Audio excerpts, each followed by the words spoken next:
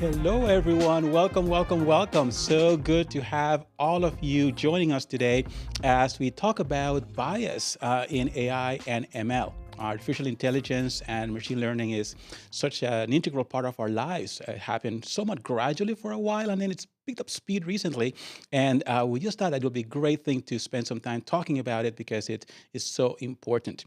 And with me, we have Jack Scott, who has a great background in all things cyber and is joining us today as we talk about AI and ML. Welcome, Jax. How are you? Oh, Dr. Murdoch, I'm excited to be here and I'm excited about talking about this topic. Excellent. Very, very good. So yes, so as we go through the material, we're going to spend some time talking about some of the different aspects related to AI and ML. But of course, the underlying theme here is bias. And that is such an important topic. So we're going to dig deep into that. But before we do, let's start with some definitions, just to make sure we level set when it comes to that and understand what we mean when we talk about some of these different types of bias. So help us out with that. Absolutely. So we're going to be covering some of the biases that you may see in AI and machine learning, but this is not an exhaustive list that we have here. One of the biases that you might see is called inherent bias, and this is really reflected when there's already a pre-existing bias or prejudice embedded into the AI system. An example of this could be like a hiring algorithm, for example. Basically, the hiring algorithm is using historical data to pull from, and therefore not tapping into maybe that underserved population. Another bias that we might see is systemic bias, and that is basically that occurs when there's an actual bias that is present within the AI algorithm model that is underrepresenting, again, that underrepresented population. And an example of this could be like the AI being designed to recommend loan approvals. And there might be a systematic denial of loans from a certain neighborhood, for example, that you might see. Another one that we've seen is the feedback loop bias. And this is where the situation is where the bias AI basically results are used as a basis for future decisions. And that loop will then retrain the data to create more and a larger bias. And you might see that in predictive policing, for example. So you might dispatch police officers to a certain area that supposedly has a higher crime rate because they're repetitively being dispatched to that area. There, in essence, is individuals being that are being arrested, but it doesn't mean that there's a higher crime rate. It's just that they're being perpetuatedly dispatch to that area. Another one is confirmation bias, and it is kind of what it is. It confirms a bias. So it occurs when developers consciously or unconsciously create a bias within the model itself. And then lastly is an anchoring bias. And this happens when the initial information that is going into the model is disproportionate and it influences maybe a future decision, and it serves as an anchor to all of the other decisions within that model. Okay, so this is very helpful because when we think about bias, sometimes we think there's monolithic, right? There's only one type, and that is definitely not the case. Now, there are a couple of other ways we can also dissect this concept of bias, and we have statistical, we have human, and we have systemic. So can we break it down using those three and help us understand what those mean? Yeah, so I love this image that we have here of the iceberg, and it kind of breaks down the statistical bias, the human bias, and the systematic bias that you might see. So when we're talking about statistical bias, for example, this is a type of bias that arises from the data processing and the validation methods. It's really critical for us to be able to ensure that the way that the data is being collected and processed and used for training the machine learning doesn't introduce or skew the results that we get. So that's when you're thinking of statistical and computational. Underneath it, you have processing validation. This is a bias that can occur during the data being cleaned or when you're putting filters in place, for example. The next one is the use and the interpretation of it. So that's how the data is being used or being interpreted. And then lastly is that selection and the sampling of the data. So this occurs when the data is not well represented of like the overall population. And then we've got just normal human biases. We are normal. AI machines are being created by humans. So with that, you have different biases such as individual and groups. And that just means that a bias enters because of like myself, an individual, or maybe a group that has certain values and certain perceived notions. And then lastly is the systemic bias that we'll see. And you'll see this often. This is deeply embedded in social constructs or institutions. And this can be perpetuated by historical biases, for example. Yes, so we have a number of different ways that this can happen, and I like the fact that you highlighted this because in some cases we think that this is it's an isolated technology or tool separate from humans, and it reflects us. In a way, it's a mirror. Right? So we have that challenge where, and I remember one of the instances where they say, okay, draw me an image of a CEO, and it turned out to be a white male. And part of it is because that is what most people will kind of default to. But there are a lot of women who are also CEOs, right? So there's, again, be very mindful of that. And there are so many other underlying elements in terms of what is the preponderance of the content on the internet, that when the AI algorithm is going through, scrubbing, picking up all of that, is going to basically say, oh, well, there's a lot of this, that must be it. When Correct. that Right. may not be what we want to see going forward. It may be a reflection of the past, but we're trying to build a better future. So we need to be very mindful about how those biases are there and how we're trying to, let's call it, cure it. So that's a very important thing. Now, let's take a little bit of a departure because we want to also make sure everyone understands that by participating in today's webinar, they can also be eligible for 1 CPE credit. And one of the needs or requirements for it is that you answered 3 polling questions, which will be happening intermittently throughout this program. That being the case, we have the first question coming up. So let's display that question and please respond. It'll help you become eligible for CPE credit and also gives an opportunity to hear from you so we also get your reaction to some of the content we're talking about. So the first question is, has your organization established a risk management and or governance framework?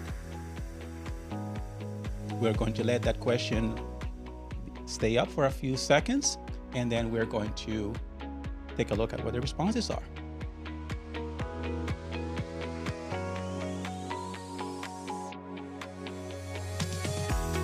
Also important to note that you also have the opportunity to also submit questions that can then be addressed during our Q&A section towards the end. So please, as you think of questions you would like our guests to answer, please share it with us and we'll take a look at it when we get to that point in our program. Thank you very much. I'm excited to see the answers that are going to come in for this. Being Yes. that AI and risk management and the governance framework is still fairly new, and organizations just trying to figure out where they want to take their just overall IA presence in their overall organizations. Many organizations, have you seen, have just kind of blocked AI, Mhm. but now they're realizing it's inevitable. It's seeping in. So what do they do? How do they establish a governance program and a risk management program? Interestingly enough, I like you mentioned that because one of the things that I recall happening early on with the internet and social media in particular is how some organizations will look at things like Facebook Hmm. and they will say, oh, that's just for people to use on their social space or their personal space, though we don't need it in the organizations. They used to block Facebook. Hmm. And then eventually it was viewed as something that you can use to put your best foot forward, Hmm. help the world really get a better appreciation for your organization. And that was opened up. So I guess we're seeing some of that also reflected in how AI is being treated as well. Yeah, absolutely. So let's take a look at their responses to the question. So thank you very much for your participation and for providing your responses. So the question was, has your organization established a risk management and or governance framework? So 59% of you said yes, both. I think that's a great That is statistic. That outstanding. is outstanding. Yes. Indeed, it is indeed. About 6% of you said only risk and only governance. And then we have 16% said none of the above. So there's some room for improvement there, Hmm. right? For those of you who don't have it yet, know that as far as today's program is concerned, that 59% already have it. So it is happening. And that's something that you can take a look at. Now, the last response option here is I don't know. And the way I like to think of it is, since perhaps the majority of the people who are joining us today are auditors, reviewers, inspectors, regulators, and so on, maybe you need to go and find out, Yeah, right? absolutely. Ask the So, questions. exactly. Go Yeah. and ask the questions and see where your organization stands as Hmm. relates to that. So very good. Thank you very much for your cooperation, participation, for sharing your thoughts with us. So let's continue talking about this dynamic around governance Hmm. and risk management, because sometimes you may feel that there's so much that we need to learn and know. Are there any tools? Is there anything out there that we can use to get Hmm. started? And the quick answer is yes. Hmm. Now, please elaborate on yes. Absolutely. There is. And one of my favorite institutions is spearheading the way in a lot of change for AI. And we're seeing it. It's NIST, National Institute of Standards and Technology. And they have actually helped create a framework to help you understand not only understand bias, but understand how it contributes to harm. So here what you have is this NIST framework that AI auditors or anybody can utilize to be able to systematically evaluate where biases may occur within an AI life cycle. So being able to show you kind of how this is broken down. The first one we have here is this systematic biases. And then you have the data sets on the left-hand side, who is counted and who is not counted, for example. And here we've got issues with latent variables for this one. Next would be your processes and your human factor. So we're talking about automation of inequalities, and keeping in mind, this is their framework, but you can customize this to fit your needs.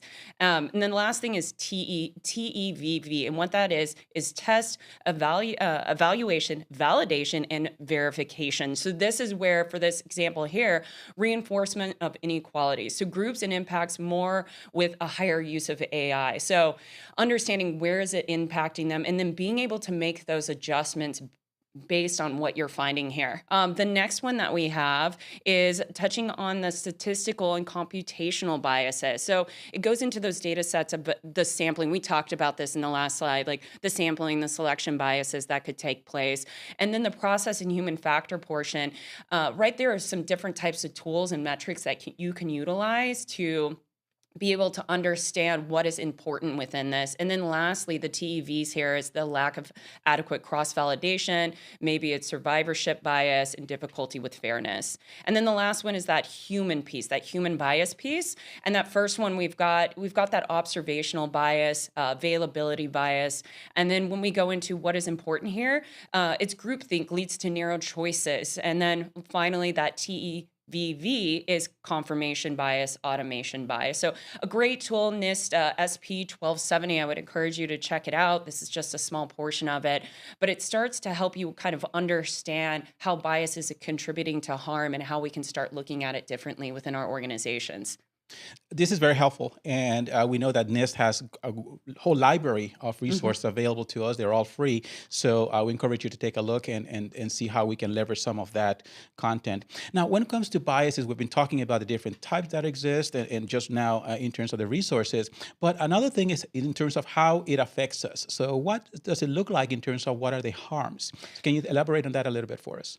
Yeah, so what we're seeing with biases is I mean, if say you're applying for a mortgage or a home loan, or you're trying to get into a university and you're denied access to even care, healthcare, that could not only impact your life, but today, but it could impact your life tomorrow. So these biases could have real altering effect for individuals within their life. Yeah, so it can affect your life, really, like you Hmm. said, in terms of housing, in terms of loans, in terms of employment, various ways that it can do that. And it's not just short term. In some cases, it can be very long lasting. So we need to be very mindful about that ripple effect. Yes, Yeah. ripple effect. Yeah. Yeah. So let's consider this long-term impact of an AI. So we've got a ripple effect. So you throw a rock in and then it ripples out. So with AI, let's say you're denied a loan for an example, or you are unfairly like denied a job opportunity for you. Well, now you're set back years. Your family isn't able to get a mortgage. You're not able to get that loan that you wanted for your business. You're not able to get into the college that you want, or any college at all, because maybe that AI categorized you as a lower income. And what we're seeing is there are AI systems that are having desperate impact, for example, and that are classifying women to have lower credit scores or lower income, and therefore we don't receive a certain amount in a loan, or we don't receive a loan at all, which could have grave impacts on just your overall day-to-day life. And again, it's that ripple effect of long-term impacts that these could have.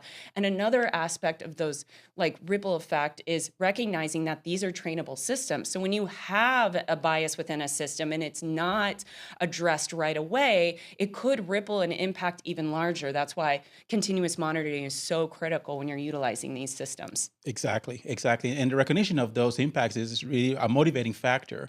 So when we think in terms of what can we do about it, then let's talk about how we can go about auditing against this bias that we identified. Yeah, so most audits that you're going to see within this environment, and we're going to be talking about what a black box is in the next slide, can take place and will typically take place in a black box environment. And it's really understanding when you're doing an audit how these systems are operating, the purpose of these systems, being able to look at the transparency. Some things that you consider when you're doing a bias audit is maybe looking at a AI model card. So being able to look at what is the purpose of this, what is the possible use case, is it being utilized outside of that use case, what are the possible biases or fairness or unfairness that it could generate with its output, for example. Another aspect to consider when you're looking at conducting a bias on these is you're not going to be able to conduct a bias on an entire system. It's too laborious for that. You're going to typically be looking at a small section of these AI algorithms. So making sure that when you're looking at them, that you're taking that into consideration as you're conducting these audits. So when we're thinking about auditing, sometimes we think in terms of what's happening within the organization, and that makes perfect sense, right? You're talking to your developers, you're going to take a look and see Mhm. what they built and how they did it, so and how it was fed the data and how it was trained. But sometimes we're talking about third parties as well. Mhm. So we need to be very mindful about that and how we have learned over the last few decades, really, because of Sarbanes-Oxley, that third Mm. parties play a very important role and the vendor relationships that you have. Can you elaborate a little bit in terms of that? And in my mind, I'm thinking the right to audit, make Mhm. sure your service level agreement, make sure you have a relationship with these Mhm. parties so that you have access and are able to then ask the pertinent questions. Well, what are your thoughts about that? Supply chain risk management just as a whole is growing. CSRM, it's a huge space, and the reason why, I mean, SolarWinds was a great example of Hmm. how vulnerable we are when we're working with a third party. So AI is the same way, and in the aspect that there's different types of testing environments that you're going to see. You're going to see the black box where you have your input and then you have your output, but everything that's happening in the center, all of those neural networks, all of those layers, you don't know what's actually happening. Typically, you don't see see many white boxes. And to your point, the reason for that is you're working with various different vendors. There's not really, I don't really know any organizations that don't have like third-party vendors that they're working with or they're outsourcing anything. So you're going to naturally possibly have a gray box environment where maybe you have transparency for your systems, but your vendor doesn't want to provide transparency because of intellectual property. And those API keys that are feeding into that algorithm are then hence opaque in a manner. So you've got a gray box environment. Regardless, it's still going to be challenging to be able to audit, assess, and conduct assurance validations on these systems. Right, exactly. So very important that we encourage ourselves within the organization and everyone that we interact with to have documentation, and that we have access to those people who have an intimate knowledge of the tool and how it is developed and managed. So with that said, let's take a look at our audience perspective on another question. So let's bring up the second question, and what we'd like to hear from you about: has your organization considered auditing the use of AI? We spoke a bit about that just now. So has your organization considered auditing the use of AI? And we would very much like to hear from you. What are your thoughts on this regard?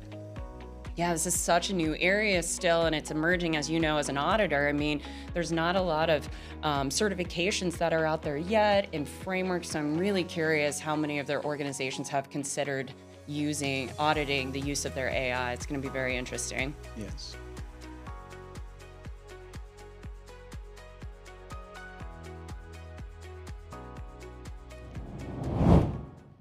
Great. Okay, so while we wait for those responses to come through, another reminder is that if you have any questions that you would like answered towards the end of the program when we get to our Q&A, please share them with us, and we'll be glad to entertain those when we get to that point. So we're waiting a few seconds as the numbers are tallied up. We are going to then take a look at what your experience has been with this and what kind of conversations you're having, because this is something that really needs to be considered. And when we're talking about our audit plan, very important that we give it some serious thought, because this is a very important dynamic playing out. So as far as responses go, so here is what we are seeing in terms of, has your organization considered auditing the use of AI? So 9% of you said yes this year. So that's a little bit of a low number, but that's, again, it is what it is, and we'll take it forward from there. Yes, but no time frame has been set yet. That's 34%. So again, it is being considered, and it is on the plan, if you will, on the drawing board. But we don't have a time yet, and that's okay. All right. Now we have 37%, about a third, a little bit more than a third, saying no, it has not been officially evaluated for inclusion yet, and then 20% saying I don't know. So once again, my thought is, if you don't know, let's take a look into that. And in general, again, the key thing is to think about it. It may or may not be a very big component of your organization's dynamic objectives and risks, so it may not make it to your audit plan. We have to understand that not having it there doesn't mean that things are not good. It just means that we want to make sure, and we encourage everyone who's joining us today to think about it and make sure he gives it proper attention, right? And that's what it's all about. Yep. Okay, so let's talk in terms of the biases. We've been talking about it, and we defined it, and we spoke about the potential harms. But what are some of the key specifics about it that we need to be on the lookout for? And if we wanted to really look more closely, what are we looking for? What are the dynamics associated with those that are going to be key for this? Yeah, so it's good to note that machine learning, just the models inadvertently can create biases within their data sets, and it's how they're trained. But you could have the best engineer that created the best model, and inadvertently creates bias within it. So taking that into note, also knowing that there's different types of biases that you might see, and they may impact different variables. And we're only providing you a couple of variables here. One is a protected class variable, which is related to your age, your gender, your race. And the other one is a variable that is a proxy variable. And there's other names for this. You may have heard it referenced in other ways, but proxy variables is its zip code, its names, its facial images. And then it's good to note that there's that systemic and then also statistical uncertainty. And that's where systemic biases are really, they need to be be identified and they can be mitigated within because they are made within the system, but statistical biases are kind of a natural part of the model prediction, and they can only really be managed through proper validation techniques or auditing, as we've been talking about. Okay, so there's quite a bit going on there, and I think it's very helpful if beyond the concepts and the general discussion that we've been having, that we also hone in on some specific use cases. So how about we take a look at it from the perspective of human resources and some of the things happening within that broader space, and then explain how this is manifesting itself. So what's happening in those cases? Yeah, I think one of the best use cases that we had that was recent was when Amazon came out with an AI tool. It was an Amazon recruiting tool. You all may have seen it out there, an article around this, but the tool was meant to review resumes and recommend top talent. However, what had happened is they had pulled data from the last 10-year period, not recognizing that at that time, it was primarily male-dominated individuals within the industry. So the outcome was actually realizing that the inherent bias was that, and it was a historical bias in a way, that it was pulling this data from 10 years ago, was primarily male, which then in essence, myself and women, we were not actually being pulled into the data set. So when they recognized that the algorithm was favoring resumes from the male population, they discontinued it, refined it. I actually don't know if the AI algorithm is being used now, but I know that it was discontinued to try to figure out how that bias was happening. And a way of mitigating a bias like that is to expand that data set and to bring in more data to help mitigate that bias. And it's good to have a specific case that we can look at, because in some cases what's happening is this is moving along so fast, and many organizations are using it, and in some cases we don't even know that they are using it. So it's very helpful to see that organizations are doing certain things, and unfortunately there can be some problematic dynamics playing out as a result of it. We have in terms of HR processing, so tell us more about that. Yeah, where this is, I think, really prevalent right now. I know that I've been seeing it in my own cybersecurity and tech communities as the fact of you're submitting a resume and it's immediately getting booted back. I mean, you'll submit a resume, you have all the experience, and the next thing you know, within 3 hours, you're getting told that you were a fit for this position that's typically AI related. So what we're seeing is inadvertently a favor in certain demographics. We're also seeing that some AI algorithms may be favoring individuals that come from prestigious universities, which is obviously not fair to those that can't afford to go to those prestigious universities. We're also noticing like unfair in like languages and how it's communicating with individuals in this space. So it's that interaction is actually creating biases for those candidates who are trying to get those positions. So this is a big concern. We aren't diving into a law and regulations during this live, but I will tell you that the New York Law 144 is actually one of the first laws that has been enacted to tackle these types of HR biases. So beyond HR, we have other use cases, and one of those that can be, in some cases, very problematic, and some of our viewers may have experienced or heard about it, has to do with how we're handling criminals, right? We're talking individuals who are going through the prison system, and some tools that have emerged that supposedly will help judges and others in law enforcement in terms of determining who are higher risk individuals, who are eligible for parole or not, and so on. So what's happening there? What have we learned from those cases?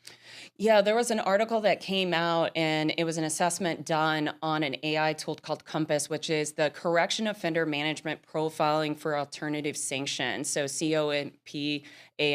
And the idea of this algorithm was to be able to bring in an individual that had committed a crime, have them go through a select number of questions, and then based on their arrest history and essentially their color, they were able to identify if they were going to reoffend. However, what they identified in this study is that the algorithm was actually classifying white criminals on a lower level and black criminals on a higher level, which what was happening is that most of the white criminals were reoffending, even though they were categorized as low. And what's so unnerving about this is that judges are still using this and have have been using this for quite a long time.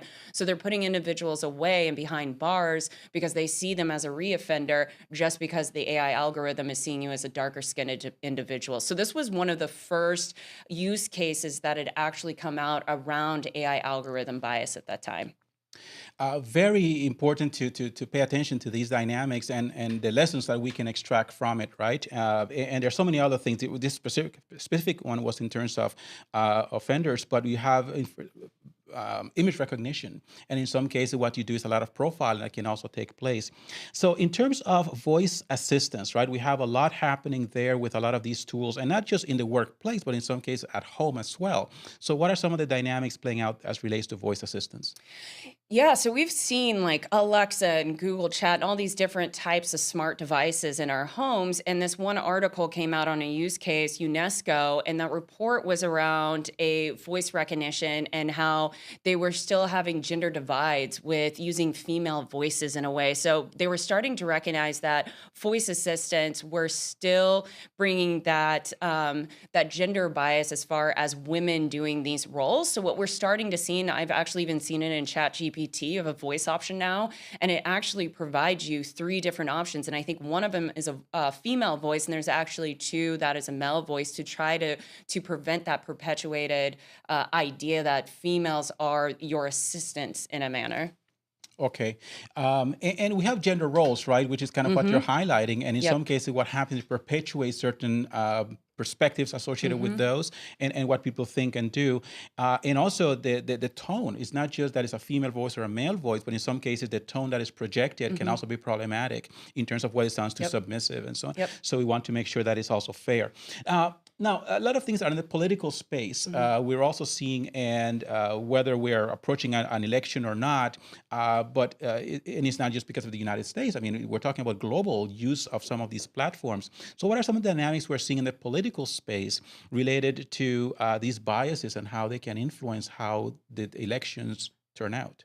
Yeah, so we're all familiar with ChatGPT, right? So what happened? I love this research. To determine if ChatGPT was manifesting political biases, a group of researchers actually administered 5 political-orientated tests. It was done January of 2023. And a political-orientated test, just to oversimplify this for you, is a quiz or a list of questionnaires designed to identify political beliefs and values of a person answering that test. So what they did is they took the series of the questions and they actually injected them into ChatGPT to be able to see what the response would be. And so what they were able to identify, this may be shocking to you, but in 14 out of the 15 political orientated questions, ChatGPT responses were classified as left leaning by the test. And then what they also found is that the remaining tests diagnosed ChatGPT answers as politically moderate. So this again is repeating administration of just the biases and to be cognizant of the systems that you're using, that now we know ChatGPT could be leaning further to the right based on the answers that it provides you. So definitely something to be very much mindful about. And of course, if one side of the political spectrum and versus the other one may object to it, right? So Hmm. we have to be very mindful about how that's happening as well. So the implications seem to be quite broad in many respects at the individual level, at the organization level, at the national level as well. So what are some of the other things that we need to keep in mind considering how pervasive this is and how the damage can really have massive ripple effects? Hmm.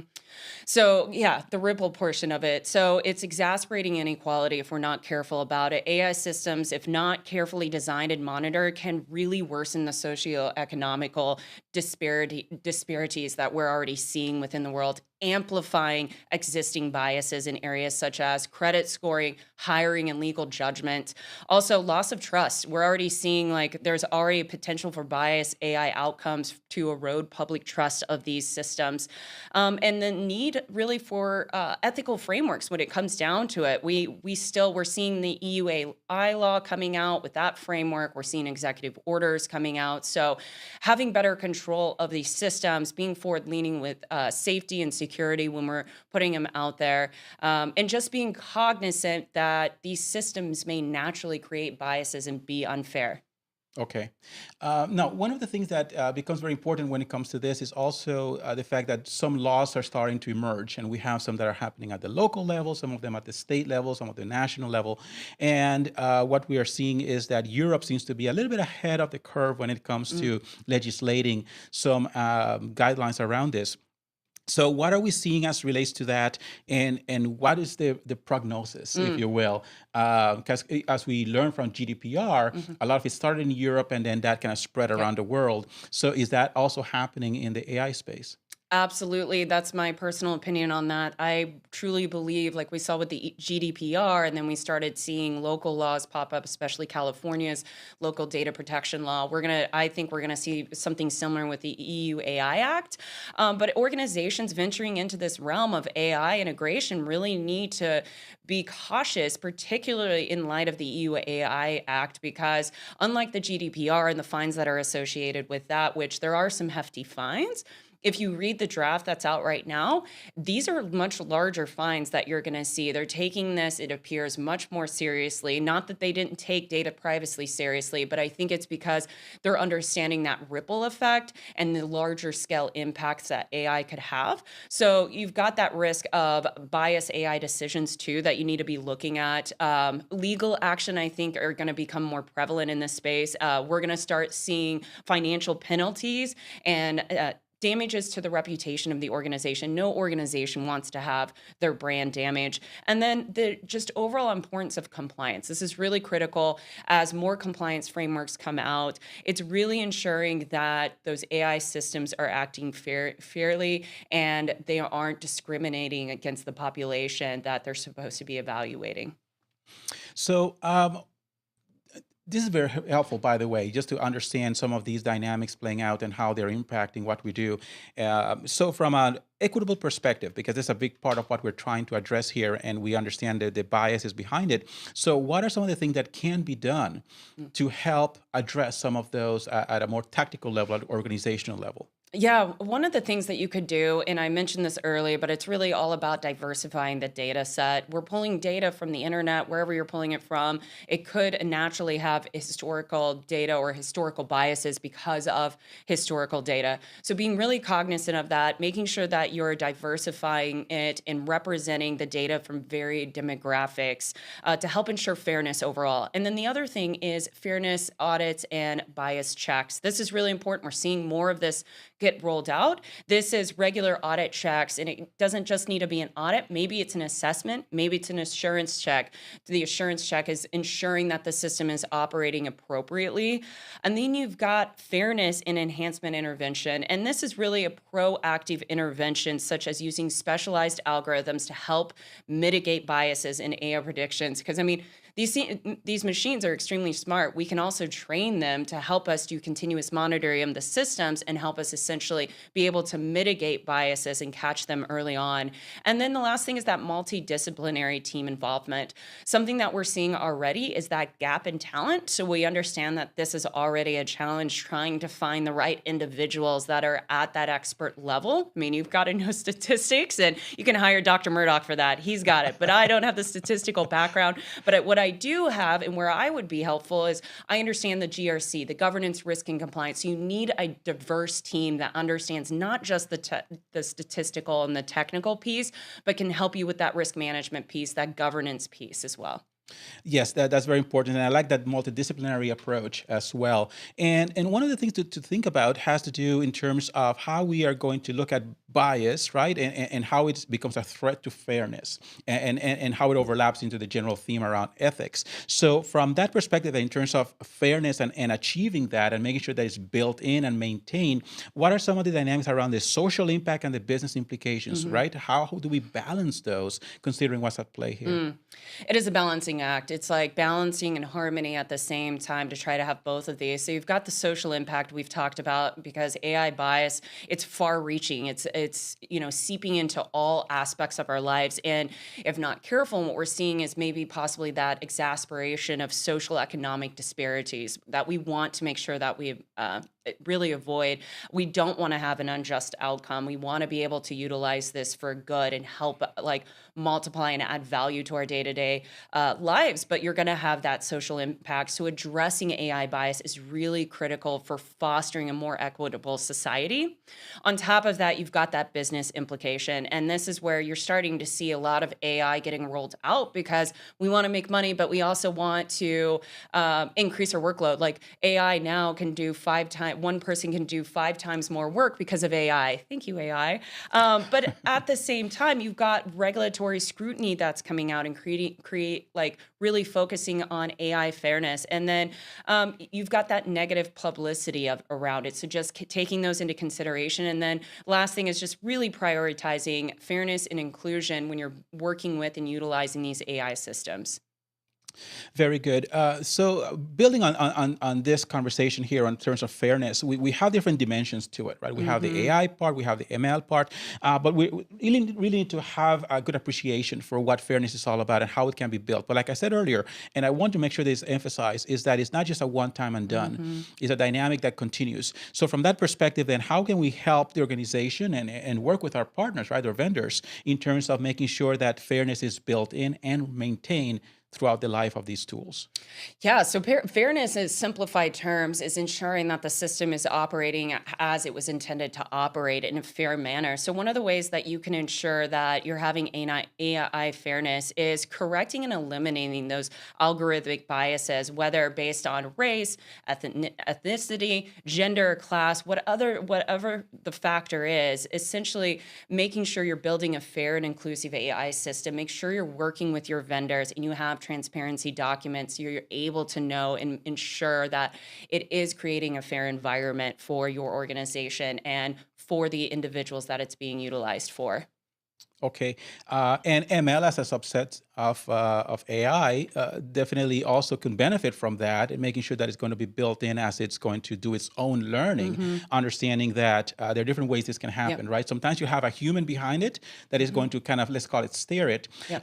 but in some cases you have another machine Yep. that is doing that training as well. So Right. that being the case, we need to make sure that we have the right people behind it, making sure that this is going to happen. So from an ML perspective, what are your thoughts? Yeah, so keeping in mind, machine learning is like the machine behind AI. They're separate things. And with machine learning, the primary focus of machine learning is to be able to design, train, and evaluate machine learning systems in a way that prevents the production of unfair and biased results. So machine learning fairness really encompass strategies for identifying and mitigating biases at various stages of that machine learning pipeline. Okay. Now, when I think about fairness, when I think about anything really, a big part of it boils down to a process, Hmm. right? And we spoke earlier in terms of there's an input, there's the box, right, whether Hmm. it's white, gray, or black, and then we have the outputs. And in many cases, we have a circular element with that too. There's data that's going in, something is happening, and then Hmm. we bring more data and more data. So that being the case, then we think in terms of procedural dynamics around fairness. What should we know about that?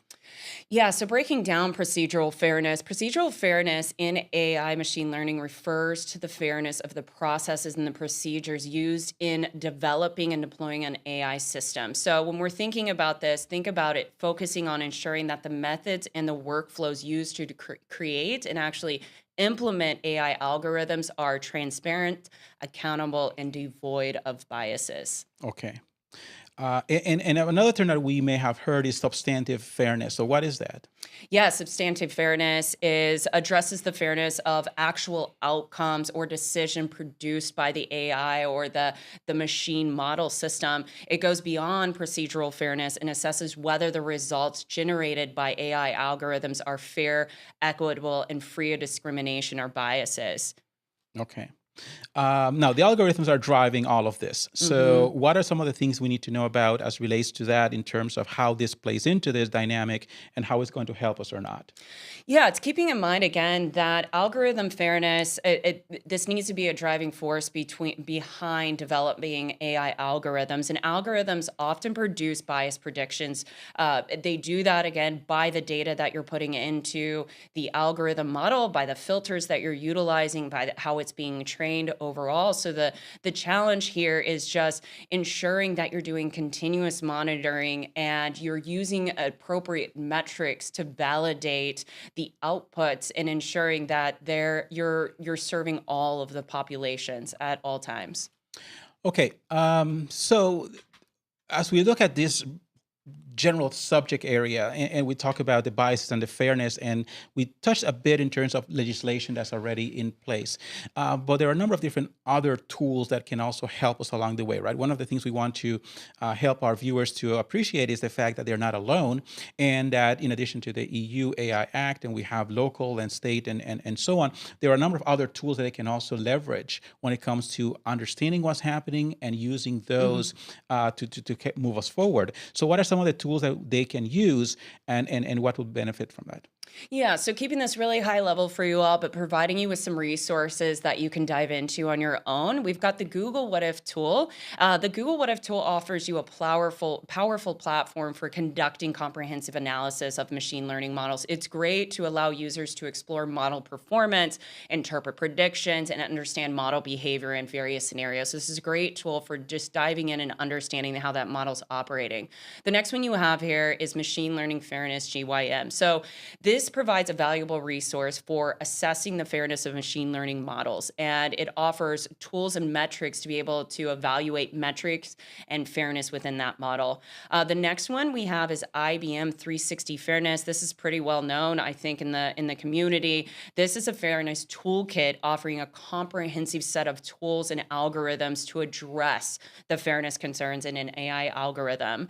And then the last one, I'm probably going to say this wrong, Aquitas. It's a powerful tool for conducting bias and fairness audits. So that's great for machine learning applications. And then the last one is FairLearn.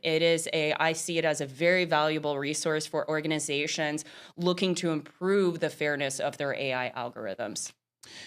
So we have a lot of different tools, and of course, new ones are emerging every day that will help us navigate this space. So, what other things should we know and do that will help us get closer to that ideal state?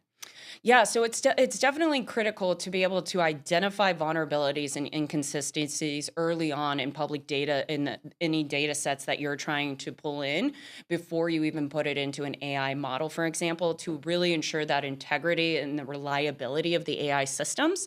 Another thing is just a general bias prevention and mitigation. So employing bias prevention and mitigation tools, some of the tools that I just mentioned, is essentially allowing you to address biases in machine learning processes. And then the last thing is just thinking about evaluating those algorithms for biases, doing it with continuous monitoring, which is key. And then if we move into reducing biases, what we're looking at right now is trying to think about how can we reduce the biases. So think about, again, going back into data sets, making sure that you have a very large data set that will include the underrepresented population that you may be looking at. Another is just effective techniques to mitigate biases stemming from the underrepresented groups. Also, impact of data set expansion. Another thing is considering the examples of like an income prediction system that exhibits gender bias in a classification. And we have an example here. They found that if they had increased a data set by a factor of 10, those mistakes would have occurred 40% less frequently. And that's just a general example for you to see how just making small changes can actually have really positive impacts. And that's in both ways. Yeah. So that's why a big takeaway here is the fact that, and that's why the communication with the engineers is so important to understand how it was built and what are those variables that drive the algorithm, and how one of those, the weight on some of those may be more than others, and how it can influence the outcome. So we need to take a quick pause as we share another question, and of course the opportunity for our viewers to provide some responses and to share their insights and reaction to what we're talking about. So let's have the third polling question displayed, and we'll give you a few seconds so that you can answer that, and then we'll comment on that at the other side of this.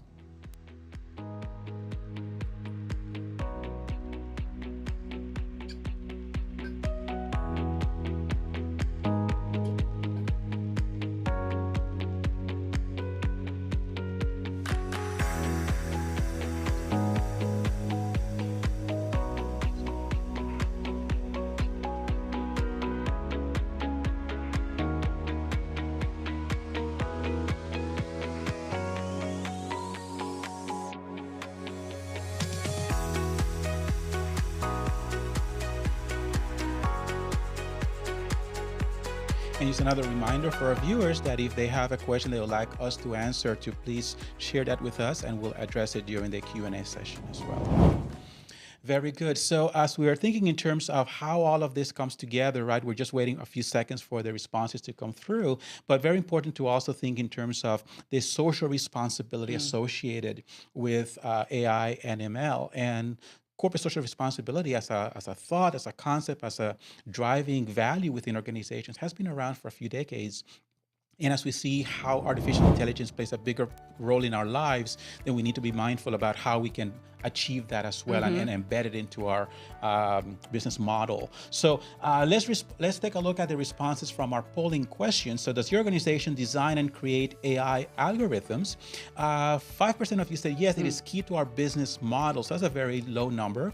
And then the other response here is yes, but only for internal use. And that's a little bit higher. That's 14% now.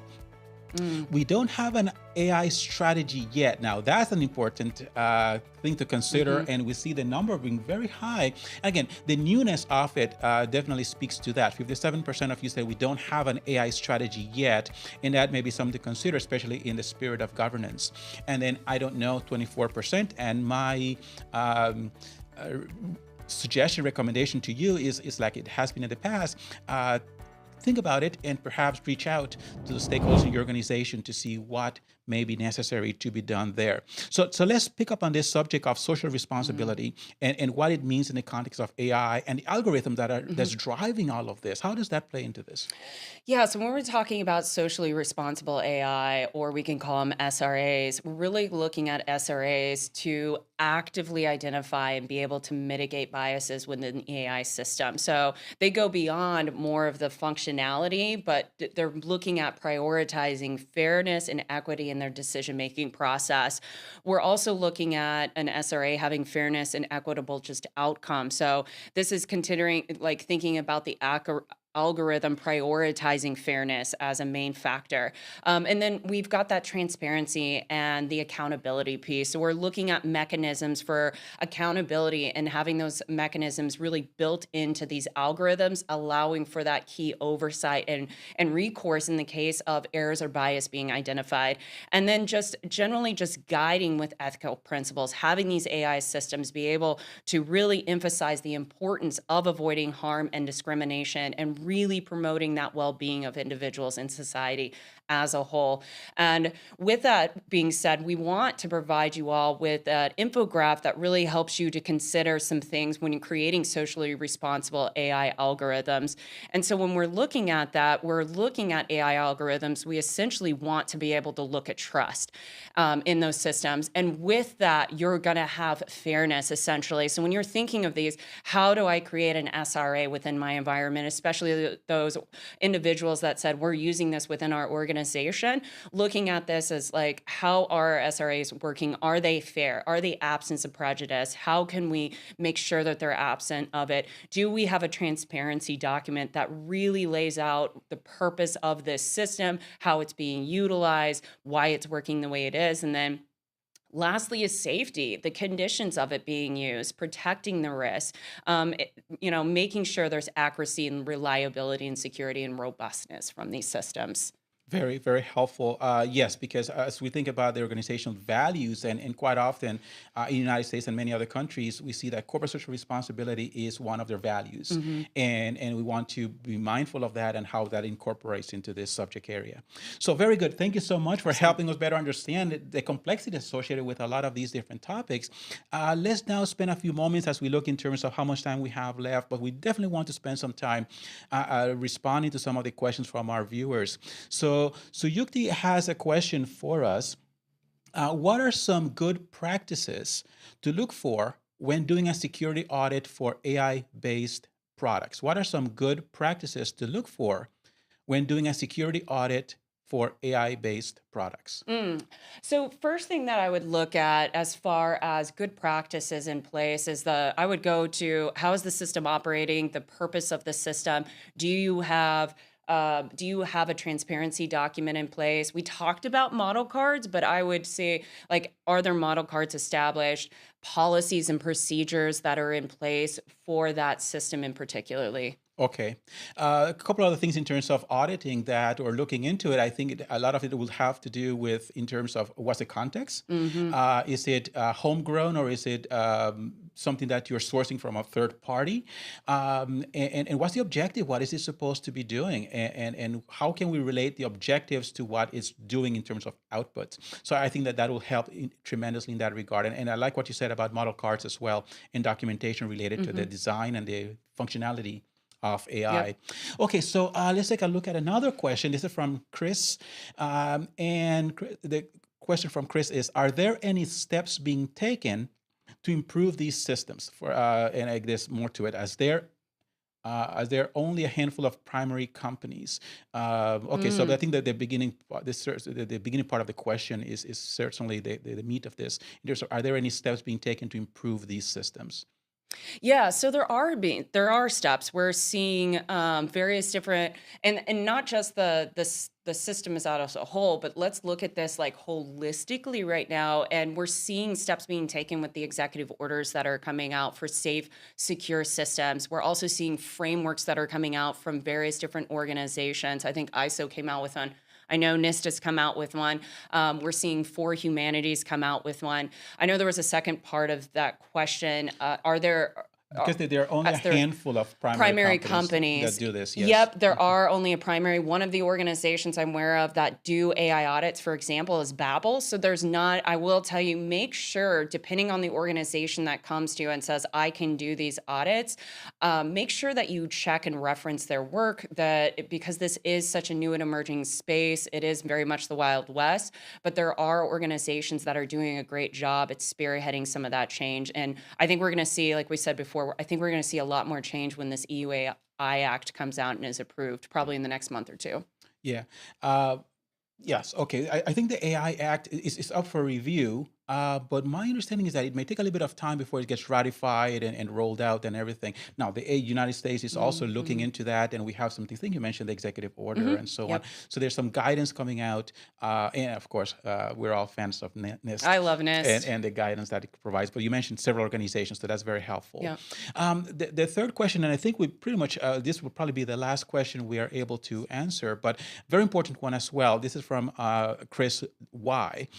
If organizations want to use a multifaceted slash diverse group in AI development, Mm. what sources exist to advise on Mm. how to best include those teams?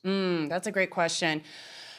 My best guess on that one, because I obviously haven't developed these, but I will say from my experience working with organizations that are working on building out these multifaceted groups, it's the approach is multifaceted in its own way, in that you're looking at various executive orders. But what I'm thinking of is the NIST just recently came out with a consortium, and they came out with the AI Safety Institute, and that is providing some guidelines, and they're bringing together a multifaceted approach on how to tackle AI bias fairness and developing frameworks and certifications on creating a more secure environment. So that, if it was me, that would be one of the first things that I would do, is kind of research what is out there within the NIST space. But Dr. Murdoch, I don't know if you might have some more guidance that you would want to provide on this.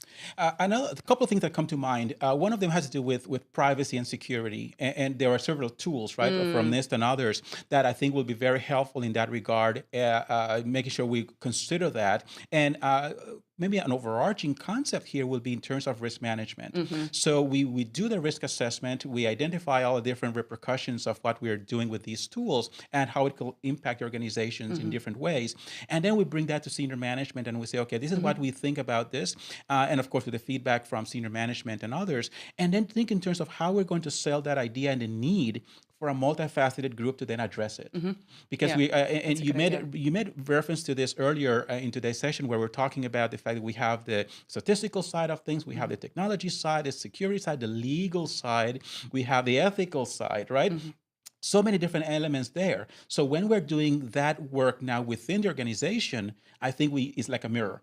So Hmm. now we understand from a risk perspective the different ramifications, and then we take it backwards and say, okay, from a legal perspective, what should we do? Hmm. From a technology perspective, what should we do? From a security perspective, from a privacy perspective, and then we make sure that cross-functional perspective is reflected in how we address it. So I think that that will probably help us tremendously in that regard as well. Love the questions. Yeah. Oh, they're tremendous. They're very, very good and very appropriate. And definitely we can see that people were really thinking about this. So this is definitely what we would like to see, and we saw it. So I find it dynamic enough in that it may seem overwhelming on the surface, but having the opportunity to talk with you about these type of things, and as we apply the thing that we know already into this space, I think it will help us move forward with confidence. So thank you very much for helping us better understand some of the mechanics around it, some of the implications, and some of the tools and resources available to us, so that we can now look forward to this and move more confidently forward. Absolutely. Thank you. My pleasure. And to our viewers, thank you very much for joining us today, and I hope you join us again in the future for our future webinar as well. Thank you.